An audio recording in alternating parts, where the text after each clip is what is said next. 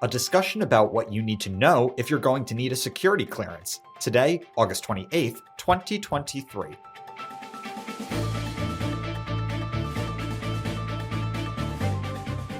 Good morning, Early Birds. I'm Jonathan Lerfeld, and this is the Early Bird Brief, produced by Defense News and Military Times.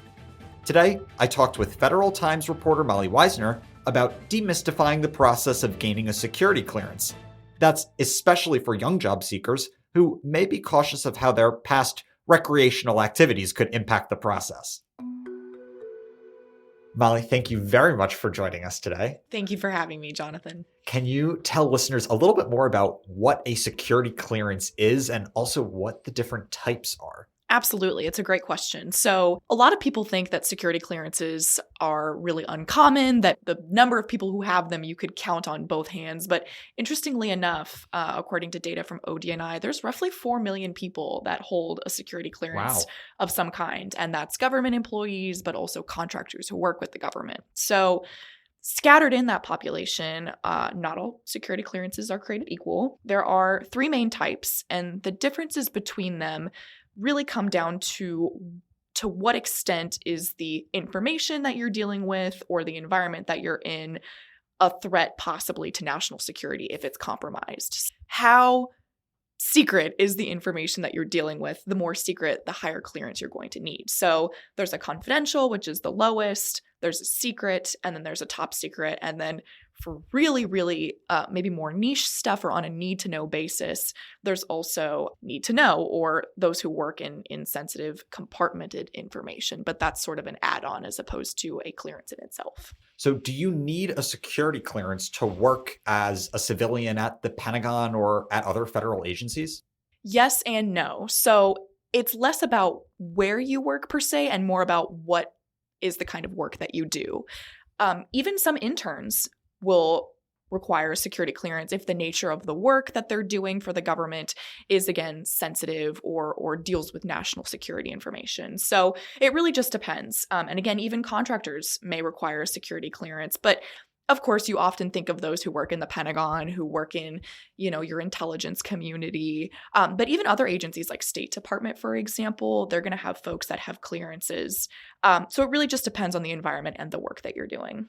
Great. I think you touched on this already, but can you maybe share a little bit more about why getting a security clearance is important and what the benefits could be for interns or individuals, et cetera, who get one of those? Yes, absolutely. So it benefits both the clearance holder and the agency. So we'll start with the agency. It's really a benefit for the government because these people who are working for them, just like you would background check anybody else who comes to work with you, you wouldn't maybe pull somebody random off the street to watch your kids. That's very important. You also maybe wouldn't want to just pull Joe Schmo off the street and expose him to, cyber data, for example. Sure. So it's an assurance for the agency and the government in most cases that they're not going to bring somebody in who's going to be exposed to classified information and then subvert it for their own interest. It's also a way for the agency and the government to keep track of who has information at any given time and understand, whose hands it's passing through. For the employee or the intern, the benefit is a little bit more tangible. So according to a recent report from last year by Clearance Jobs, the average salary increase for the cleared workforce was 7%.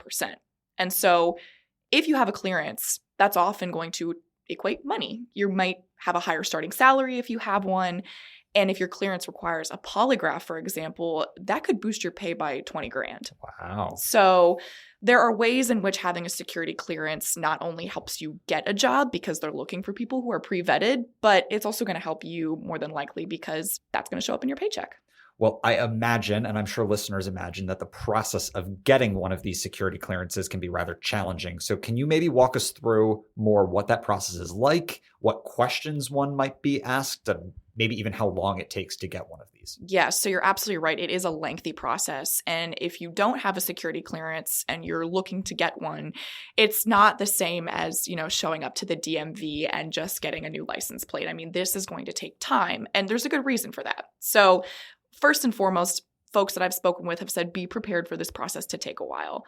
The reason for that is because there's a lot of paperwork involved and there's a lot of different background investigations that they would have to go through. It's not just maybe checking your driving history, but they may send out investigators to call your family, your friends, your neighbor, your coworkers, just to verify that you are who you say you are. So all of that takes time. The good news is that for a period of some years, that was taking an exceptionally long time. In about 2018, there were some pretty significant case backlogs. We're in the neighborhood of 750,000 cases. Today, the working inventory is down to about 200,000. So it's moving faster than it did, but generally speaking, again, it's going to begin with a whole bunch of records that you're going to have to submit and questionnaires. Perhaps the SF-86 rings a bell for some folks. That's sort of the questionnaire that'll ask a whole bunch of questions about you. And then again, investigators will go through all that, contact references if they need to, and then ultimately come to a decision about what clearance would be appropriate for you and frankly, whether you're eligible for one. So can you explain this project that's associated with George Mason University? Yeah, absolutely. So all of these things that we've just talked about, for somebody who has never worked in government before or someone who's never worked in a cleared environment, I mean, all of this can sound really intimidating, frankly. But there are lots of folks, especially in the DC metro area, who are students and have been exposed to, the Pentagon being here and, the IC and aspire to work there. But you really can't do a lot of those jobs without a clearance. So the question becomes, how do I, as a student, go about this process? And I think, George Mason had, over the years, heard these questions keep coming up from students. And they said, you know what? We can't grant students a clearance ahead of time, but we sure can help desensitize the process a little bit, help them understand what they need, what is going to be asked of them. And, year after year, the folks at George Mason, particularly in their career services department, has been, bringing in programs and getting students acquainted with folks who can help them understand, again, what do they need to do to prepare. And I think one thing for college students is that your first thought may be, oh gosh, I had a sip of beer before I was 21. Sure. I'm going to be sitting in a room and there's going to be a very Men in Black-esque federal agent with aviators, and he's going to pull that one moment from my memory and my whole career goes kaput. Sure. And Matt Myers, the Associate Director of Employer and Alumni Engagement at George Mason, said they're not looking for a perfect person, but they are looking for an honest person. And I think that is the best nugget of advice really for anybody, whether you're getting a clearance for the first time or you're getting one step up on the clearance ladder. We've all had moments of indiscretion, but, for the most part, don't sweat the small stuff too much. Just be honest about it. Well, now I have to ask you, have you ever thought about getting a security clearance? Yes, I think it would be so interesting. Of course, I don't actually know the nature of the work that I would be doing. Kudos to the folks who have, kept their OPSEC, but I think it would be awesome. I think, it exposes you to just a whole platter of jobs that are working in some really critical areas, whether national security at home or abroad, and cyber, of course, is an ever-evolving field. I think it would be very interesting. And these folks are some of the best and the brightest at what they do. So, yeah, also like to say that you have one. I don't know. I feel like in the DMV, that's just kind of like a badge of honor. So, sure. Yeah, we'll never say never. Anything's possible. Molly, thank you very much for doing this. Very informative, and I'm excited to have you back in the future. Thank you, Jonathan. Good to be here.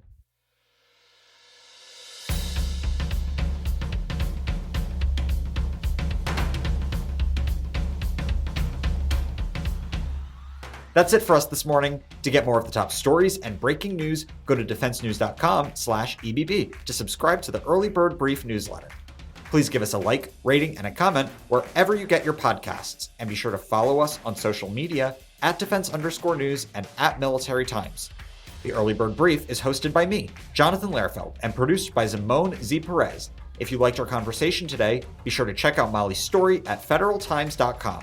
Also, please rate us and leave a comment on whatever platform you use. Our editor-in-chief is Mike Gruss. Have a great day.